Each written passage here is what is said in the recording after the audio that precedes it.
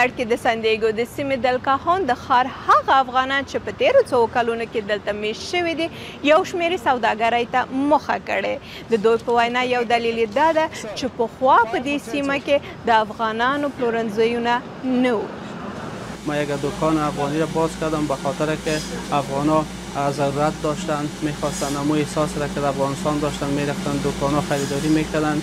اینجا دکان افغان نبود و امو احساس برشان دادم که بیاین اینجا خریداری کنن و احساس کنن افغانی بودن خلق کنن.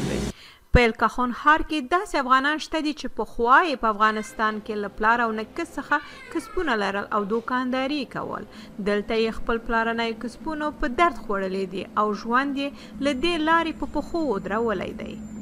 علي هاشمي چې خپله یو محصل دی د زده کړو په څنګ کې له خپلې کورنۍ سره یوځای د جامو او قالینو په خپل پلورنځي کې کار کوي. در منطقه الکاهون که هستن ماشاءالله افغانای نوآمدگی و سابقه بسیار زیاد هستند و ما اینجا خواستیم دکان آواز کنیم، خدمت شویم برشان و کمک شویم نیازهایی که دارن در عروسی دارن شیرینیخوری برشان برآورده کنیم. دغو سوداګریو د شخصي ګټو په څنګ کې نوي راغلي افغانانو ته دا فرصت ورکړی دی چې دوی په همدغسې مغازو کې دندې ومومي. نیم کاله کېږي چې راغلی یم او دلته په دې سټور کې دوه نیمې میاشتې کېږي چې زه کار کوم. دلته ښه خوشحاله دلته خلک هم ډېر ځي راځي نو ښه سور کې ښه برابر دي دلته هر څه دغه دي. مدت 8 ماه میشه که ما در امریکا آمدیم و در شهر الکاهون زندگی میکنم. 4 ماه میشه که اینجا من کار میکنم و من از کار خود بسیار راضی هستم چون کار اولم از دی شهر و من زیاد همراه افغانای خود هستم اینجا و به زبان دری و پشتو همراهشان گپ میزنیم، رفع مشکل میشه.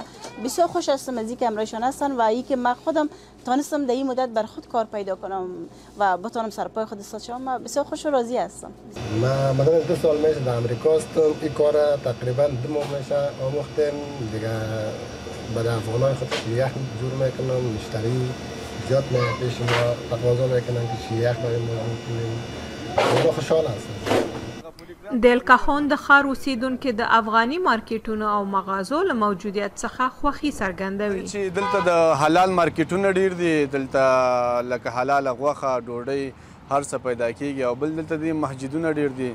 د افغانانو دغسې مارکیټونه او تجارتونه د کالیفورنیا په ټولو ښارونو کې ورځ تر بلې مخ په ډیرېدو دي.